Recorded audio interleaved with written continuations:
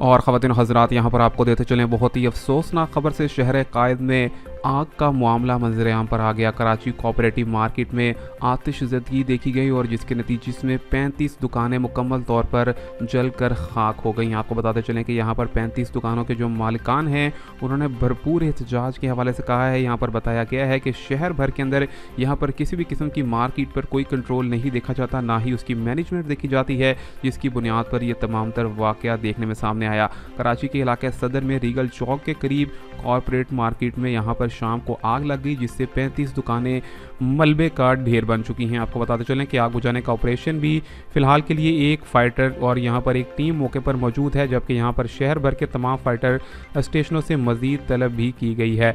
इसी दौरान पाक बहरिया के फाइटर ने भी यहाँ पर आकर फायर फाइटिंग ऑपरेशन में हिस्सा लिया है और यहाँ पर आग बुझाने में मुकम्मल तौर पर कार्रवाई की है। इसी के साथ साथ आपको बताते चले कि यहाँ पर मालिकान की जानिब से कहा गया है कि 300-400 दुकानें हैं, जिनमें से 35 दुकानें मुकम्मल तौर पर जल चुकी हैं और उनके मालिकान को करोड़ों और अरबों रुपए का नुकसान होता हुआ भी बताया गया है।